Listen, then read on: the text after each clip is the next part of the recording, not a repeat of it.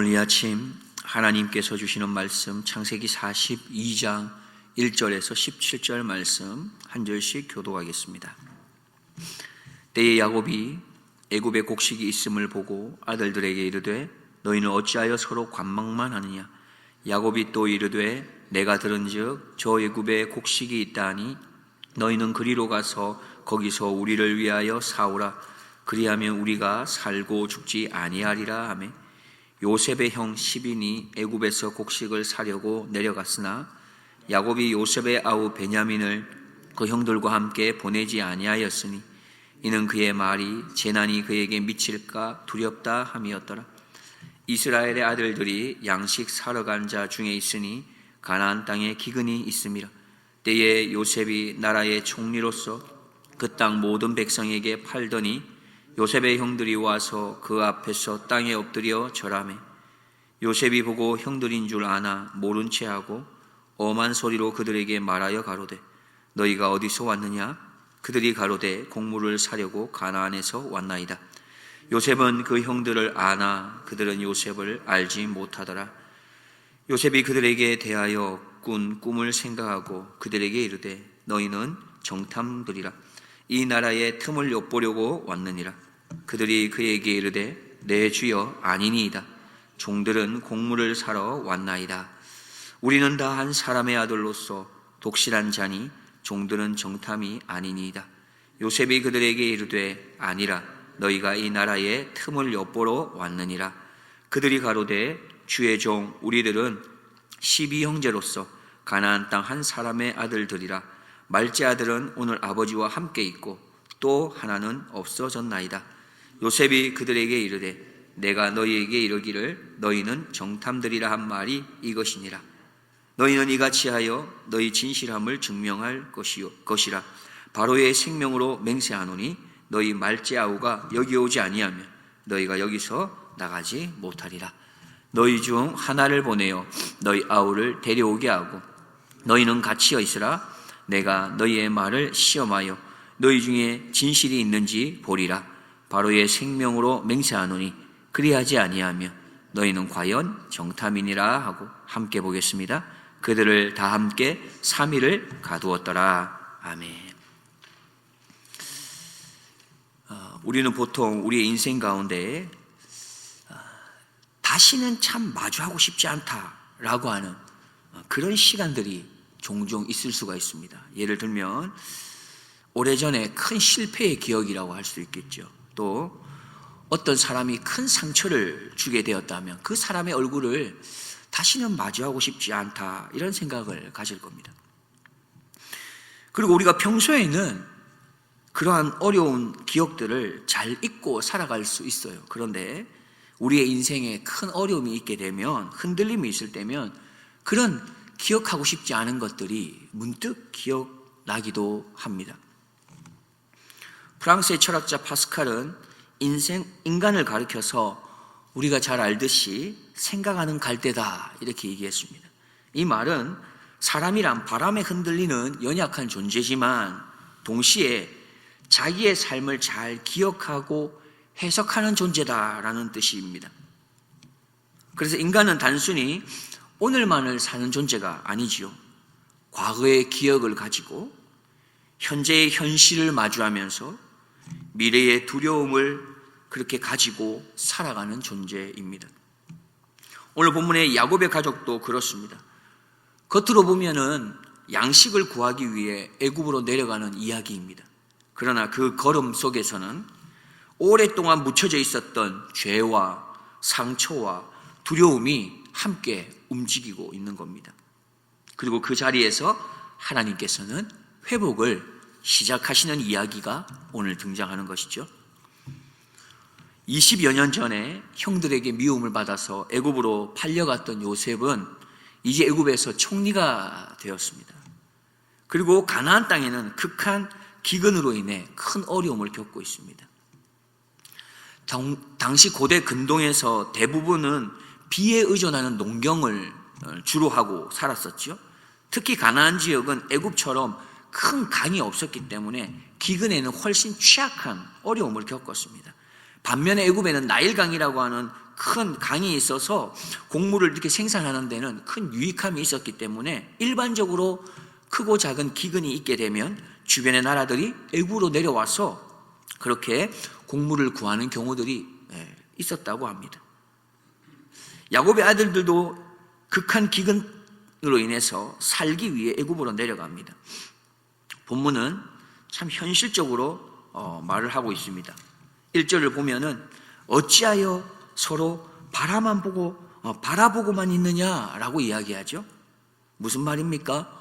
먹을 것이 없다는 말이지요. 그리고 그 가운데서 시간은 계속 흘러갑니다. 그러니 이대로 있다가 우리가 다 죽게 생겼지 않느냐, 이 말을 하고 있는 것입니다. 성경은 때때로 놀라울 만큼 현실적입니다. 믿음의 사람들도 기근을 피할 수 없습니다. 그래서 두려움도 또 계산하기도 하고 불안해하기도 하는 것이죠. 그런데 오늘 본문은 단순히 기근을 해결하게 되는 이런 이야기만을 말하지 않습니다. 이 기근이라는 현실적인 문제를 두고 한 가정을 회복하는 자리로 이끄시는 그 이야기를 펼쳐갑니다. 야곱은 아들들을 애굽으로 보냅니다. 그런데 본문에 보면 한 사람을 보내지 않아요. 베냐민입니다. 4절을 보면 아주 짧게 기록하는데요, 그 안에는 야곱의 깊은 상처가 숨어 있는 것 같습니다. 4절입니다. 야곱이 요셉의 아우 베냐민을 그 형들과 함께 보내지 아니하였으니 이는 그의 말이 재난이 그에게 미칠까 두렵다 함이었더라. 지금 야곱은 여전히 요셉을 떠나보내지 못하고 있는 것 같습니다. 상처가 여전히 있는 것이죠. 사람은 큰 상실을 경험하게 되면 그 이후의 삶에 두려움이라는 것을 가지고 살아가는 것 같습니다. 무언가 잃어본 사람은 또 잃어버릴까 봐 움츠려 드는 것입니다. 야곱은 그랬기 때문에 베냐민을 놓지 못하고 있습니다. 야곱은 아직 그 상처를 하나님 안에서 해석하지 못하고 있는 것입니다. 그래서 사랑은 집착이 되어가고 있습니다. 보호라고는 하지만 두려움에 떨고 있는 것입니다. 그런데 아이러니하게도 하나님께서는 바로 이 베냐민을 나중에 회복의 통로로 사용하신다는 거예요. 나중에 요셉은 형들에게 막내를 데려오라고 요구하게 됩니다. 왜입니까? 단순히 동생을 보고 싶어서가 아니라 이 그들의 형들이 마음이 어떠한지를 알기 위함이었던 것이죠. 20년 전에 형들은 아버지가 사랑했던 그 요셉을 버렸지 않습니까? 그렇다면 이제는 어떻게 할까요? 이번에도 아버지가 사랑하는 베냐민을 희생시킬까요? 아니면 지켜낼까요? 우리가 잘 알고 있듯이 하나님께서는 형들의 그 깊은 곳을 만지시는 것을 알게 됩니다. 마침내 형들은 애굽에 도착하게 됩니다. 6절은 굉장히 중요한 장면이 되는데요, 우리가 함께 한번 읽어보겠습니다. 때에 요셉이 나라의 총리로서 그 땅 모든 백성에게 팔더니 요셉의 형들이 와서 그 앞에서 땅에 엎드려 절하매. 어디서 많이 본 표현이 등장하지 않습니까? 형들이 와서 그 앞에서 땅에 엎드려 절하매. 20년 전에 형들은 요셉의 꿈을 비웃었지 않습니까? 너가 꾼 꿈이 어떻게 되는지 한번 보자 이랬어요. 그러나 지금 그 꿈이 그대로 이루어지고 있는 것입니다. 성경은 하나님의 말씀이 결코 땅에 떨어지지 않는다는 그 사실을 반복해서 우리에게 보여주십니다. 형들은 요셉을 애굽에 팔았지만 하나님께서는 그것조차도 구원의 통로로 사용하십니다. 7절과 8절을 보면 참 묘한 긴장감이 있습니다. 요셉이 형들을 알아봤다는 거예요. 그러나 형들은 요셉을 알아보지 못했습니다. 왜 그렇습니까? 무려 20년이라는 시간이 흘러갔기 때문입니다. 그리고 히브리 소년은 이제 애굽의 총리가 되지 않았습니까? 언어도 달라졌지요. 그의 옷도 달라졌지요. 그의 위치도 달라졌습니다. 그런데 여기서 더 놀라운 사실은 요셉의 태도입니다. 그는 형들에게 7절에 보면 엄한 말을 했다고 합니다. 9절에 보면은 정탐꾼으로 몰고 가고 있어요. 그리고 심지어 17절에 보면 그들을 감옥에 가두기까지 합니다. 표면적으로 우리가 본다면 굉장히 차갑고 거칠게 보여집니다. 형들의 입장에서는 점점 더 수렁에 빠진다고 느끼지 않았겠습니까? 기근 때문에 왔는데 억울하게 이렇게 누명을 쓰고 의심을 받고 있습니다. 총리 앞에서 벌벌벌 떨고 있지요. 그리고 심지어 감옥에까지 가게 됩니다.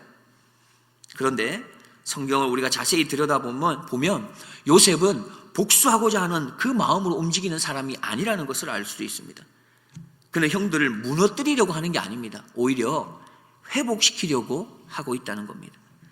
겉으로 보면 형들은 더 힘든 길로 들어가는 것 같아요. 그러나 실제로는 회복으로 향하고 있다는 것입니다. 형들은 지금 편안하지 않아요. 불안하고 두렵고 억울합니다. 그러나 그 과정 속에서 하나님은 그들의 굳은 마음을 흔들고 계셨던 것입니다. 우리는 기억해야 하겠습니다. 회복은 언제나 불편함을 함께 동반하고 찾아옵니다. 진짜 회복은 단순히 기분 좋아지는 것이 아니라는 겁니다. 내 안에 진실과 마주해야 되는 것입니다. 내가 외면했던 죄와 상처를 하나님 앞에 가져 나와야 한다는 것입니다. 여러분, 우리가 수술을 받을 때 그 수술이 아프다고 해서 의사가 우리를 미워하는 것은 아니지 않습니까? 오히려 우리를 살리기 위해서 칼을 우리에게 대는 것이죠. 우리도 종종 그렇습니다. 하나님의 뜻을 다 이해하지 못합니다. 왜 이런 시간을 지내야 되고 왜 하나님을 침묵하는지를 우리는 몰라요. 그러나 믿음은 이해한 다음에 가지는 게 아닙니다. 이해되지 않아도 하나님을 신뢰하는 겁니다. 유진 피터스는 신앙을 이렇게 표현했습니다. 신앙이란 긴 순종이다. 신앙은 긴 순종이라는 것입니다. 형들은 지금 회복의 긴 여정을 시작하고 있습니다. 그리고 하나님은 이미 그 여정의 끝을 알고 계십니다. 말씀의 결론을 맺고자 합니다. 오늘 본문은 참 역설적 이야기 같습니다. 겉으로 보면은 모든 게 무너지고 있고 기근도 찾아오고 가정도 흔들리고 있어요. 형들은 두려움 속에 있고 총리 앞에서 의심을 받아서 감옥에 갇히기까지 합니다. 그러나 하나님은 바로 그 혼란 속에서 회복을 시작하고 계신 것입니다. 우리는 보통 평안할 때 하나님이 일한다 생각하지만 성경은 종종 하나님이 기근 속에서 일한다고 말씀합니다. 광야 속에서, 눈물 속에서, 막막함 속에서 하나님은 회복을 시작하신다 말씀합니다. 혹시 오늘 우리도 그런 시간을 지나고 있지는 않습니까? 삶이 예상대로 되지 않고 관계가 꼬여가고 마음은 답답하고 왜 이런 일이 내게 오는지를 이해되지 않는 시간들 말입니다. 그런데 오늘 말씀은 조용히 말하고 있습니다. 하나님께서는 지금도 회복을 향해 일하고 계신다고 말입니다. 형들은 자신들이 수렁으로 내려간다 생각했습니다. 그러나 실제로 은혜 안으로 들어가고 있었습니다. 때로 하나님은 우리를 흔드시지요. 그러나 무너뜨리기 위해서가 아니라 살리기 위해서입니다. 요셉의 차가운 말 뒤에는 사랑이 있었듯이 우리 인생에 이해되지 않는 시간 속에도 하나님의 선한 뜻이 있음을 기억할 수 있는 우리가 되기를 소망합니다. 기도하겠습니다. 하나님 아버지, 우리의 삶에도 기근 같은 시간이 찾아올 때가 있습니다. 마음이 메마르고 관계가 흔들리고 앞이 보이지 않는 시간들 말입니다. 그러나 하나님은 그런 시간 속에서도 여전히 일하고 계시며 회복을 준비하고 계심을 믿습니다. 우리 눈에는 두려움으로 보이는 일이 하나님의 손 안에서는 은혜의 시작이 되게 하옵소서. 무엇보다 이해되지 않는 순간에도 하나님을 신뢰하는 믿음을 허락하여 주옵소서. 기근 속에서도 회복을 준비하시는 하나님을 바라보게 하시고 우리의 삶 끝에도 하나님의 선하신 뜻이 기다리고 있음을 믿게 하옵소서. 우리의 참된 소망이 되시는 예수 그리스도의 이름으로 기도드립니다.